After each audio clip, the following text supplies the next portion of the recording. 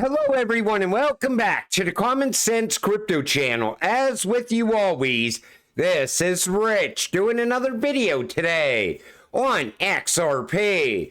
So I hope you're all having a wonderful day today, wherever you are in this great world. We're going to talk about XRP. But before I get started, I was not ignoring any one of your comments in the comment section. I know a lot of you asked me to do an XLM update. Some of you said do an HBAR update as well. Hopefully for tomorrow, I can make that happen. It's Friday night right now. It's 9 o'clock. I just got home from work and I'm putting videos together around XRP. It's easier for me to do that because there's always so much content out there. And a lot of people ask me about Casper as well. Let me tell you something. You keep pointing out that Casper is dipping in price, but Casper is going to be one of the biggest shockers inside of crypto. They're going after enterprise adoption. They're working with IBM, and they're also going towards AI. I think Casper is absolutely going to be incredible once everything takes off. So let me start with this. I talked about Archax in a video yesterday, but I did point this out.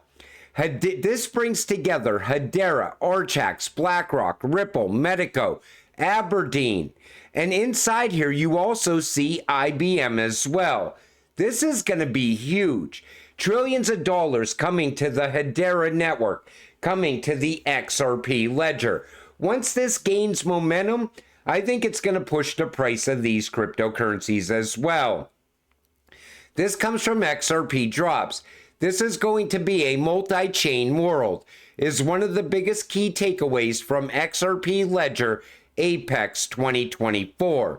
You see the XRP Ledger, you see its ties to Evernode, Root, EVM, Zahao, which is Zoom. And, you know, the infrastructure around the XRP ledger is also building out and getting stronger along the way. This comes from Chad Steingraber.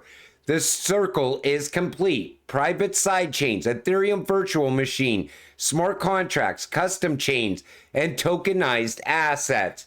It's building out at a very alarming rate now. And we're starting to see it getting prepared for all those tokenized assets. Then there's Axelar. And a lot of people keep wondering why they didn't use Flare here instead of Axelar. We really don't know. So you see the XRP Ledger mainnet, Proof of Association Consensus, XRP Native Token, Rippled Client, XRP Ledger Explorer. Then you see XRP Ledger EVM Sidechain, Proof of Authority Consensus, XRP Gas Token, EVMOS Client, EVM Block Explorer. It could have something to do with XRP being used as a gas token as well. But you know, Flare is still going to connect to XRP and Ripple. I'll talk more about that as we go through this video. So Axelar connects to 60 plus blockchains. Take a listen to this. So with Axelar, this is something that we've been working on for the last 3 years. Axelar today, as I mentioned, connects to 60 plus blockchains, all the major EVM chains, L2s, as well as the Cosmos IBC chains. And what we're doing with Ripple is something that's incredibly exciting. We're going to be connecting both XRPL as well as the new EVM sidechain so that they have full interoperability to all of the existing chains on the Axelar network. So now imagine a world where you can bridge any asset from these EVM and Cosmos chain to XRPL and the other way back. The XRP can now be available on any of these chains, as well as the tokenized assets, RWAs, that the Ripple team has been busy building. So it adds strength to the XRP ledger and the XRP token. That could be why Ripple is working with Axelar, because XRP is at the heart of everything that Ripple does. Let's talk about Ripple's new stablecoin. It is superior to USDC and USDT. Remember, when USDC depegged, Circle couldn't move USDC when they stepped in. That's particularly because I think Circle doesn't have a big balance sheet. Ripple has $20 to $30 billion in balance sheet behind it. Ripple could repeg the stablecoin. And that's why most people out there, most financial institutions, will still choose Ripple's new stablecoin even over USDC. Let's not even get into Tether. But I do remember when USDC depegged. A lot of people were up in arms when that happened. Stablecoins really are one of the big keys to unlocking the space. Take a listen to this, coming from Archak's CEO. Yeah, I think everyone puts things in the buckets, I think, or at least I do, crypto and stablecoins and then RWA, digital securities, but the reality is the securities piece, the real value only comes when you have something like RLUSD able to be used in line with the security. So, you know, for example, if you want to have, everyone talks about atomic settlement, but when you go and look at most atomic settlement offerings in the space, all they are database entries where they're swapping beneficial ownerships of cash and tokens. But if you actually have someone buying an asset using a stablecoin and someone selling an asset on the same technology, that's something that didn't really exist before. You know, in the traditional world, the fiat rails are over here, your asset rails are over here, and you have to try and make them talk. But if they're on the same technology, then you can ask questions. You know, if you've delivered this and you've delivered that, then settle. You can start paying corporate actions using stablecoins. You can, you know, part of the interest and dividends that now exist in our system, we can pay out in XRPL. So if you've got a distributing fund, we could pay RLUSD out as a dividend, or we could pay scrip dividends of more of the same shares on XRPL. So, you know, stablecoins really are one of the big keys to unlocking this space. So, you know, it's great you guys are going into the space, and great that Jack's leading it as well, because Jack's. He's also happy that Jack is leading the stablecoin initiative. Remember, that happened this week as well. And, you know, this could have been what brought Archax to the XRP ledger, is Ripple's new stablecoin. And it's going to open up a lot of doors at a lot of banks as well, getting involved with Ripple. I think once Ripple's new stablecoin goes live, I think that could also drive up the price of XRP. Then this happened. Ripple partnered Temenos to power Swiss digital investment bank Flowbank, but Flowbank is going bankrupt. And, you know, like I told you, it's not always good news. So one of their partners' banks are going bankrupt. I just wanted to point that out. End of bear trap. Be ready. So this is how people picture the cycle right now. You see the accumulation phase. Then you see the shakeouts along the way, momentum building. First, sentiment extreme, bear trap, renewed optimism, FOMO, and then euphoria.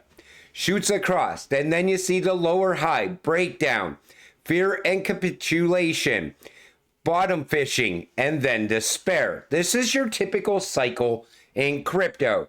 We are waiting for that euphoric moment to happen, and the FOMO as well. But what if this didn't play out like we planned once we get back to despair? What if these utility-driven cryptocurrencies continue upward? We don't know if that could happen or not. We never seen a utility run. Nobody in this space has ever seen that before. And I think we will see it. And I think we're very close to that happening. Think about it. Trillions of dollars in real world assets coming to these networks. Think about XRP moving value from one bank to another bank, moving, say, CBDC. We're close to that also. What I'm telling you is, I think we are very close to seeing what a utility-driven market looks like. And I think it's going to shock everyone in this entire space when it happens, because everybody expects history to keep repeating itself. But eventually that's going to change. And these utility-driven cryptocurrencies are what is going to change it. And all of a sudden the narrative will shift, and people will be shifting away from Bitcoin and getting invested into utility. Like I said, I'm going to talk a little bit about Flare because this also happened. F Assets open beta is here. Phase 1 starts now. Technical users get early access and help shape the F Asset system. Phase 2 launches soon. Everyone is invited to mint F test XRP with the F asset dashboard. A retroactive airdrop is planned as well. This is going to bring utility to Doge. It'll even bring some utility to Bitcoin. It's also going to bring utility to XRP. I think if you want safe passive income outside of the AMM, I think Flare is going to offer that at some point. Flare was always leaning in that direction, but we're not quite there yet. XRP is Bitcoin 2.0. It's like Bitcoin on steroids. Remember I said, no matter what people say about XRP, people will always reflect on the price. 48 cents. Pity about the price. When was that post? Guess, 2019. Steroids are still on the way. Price says it all. And you could say anything about XRP on X, and that's all you will see. And you could even have facts to back up what you're saying. People will reflect on the price. You know why? Because nobody believes XRP is capable of even breaking $1 right now. We've been stuck going sideways so long, nobody has any faith in XRP, except people that know what they hold. But you know, once XRP does start taking off, all of a sudden, that belief will come with it. Now people will believe in a 3-digit XRP. You'll see people calling for $100 XRP once we start to break out. The only thing holding Bitcoin up right now is the belief that it can hit even higher prices. You have Michael Saylor going around saying that it's going to hit $8 million at some point. You know, here's the sad part of it all. Michael Saylor will exit this space before Bitcoin crashes down. He will exit, and he will use retail as exit liquidity. And retail believes everything that Michael Saylor says right now. Why? Because the price is high on Bitcoin. People believe in it. The same people will believe in XRP once the price changes. FOMO will come into XRP. Everybody knows what XRP is capable of. They know what it's built to do. And they will need to be in this cryptocurrency once that breakout happens. Wait and see. We'll be talking about it in future videos. Once we start to move above $1, then all of a sudden we'll break past a new all-time high. I think we will see a new all-time high in this next run-up. I think we could even see a new all-time high once the Ripple SEC case comes to a complete end. In that last video I did, I even showed you Brad is even surprised at the price of XRP right now.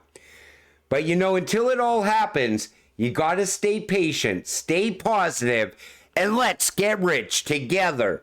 With that said, I'm going to wrap up this video. I want to thank you all for watching. I appreciate all of you. I'll see you in the next one. Have a great night.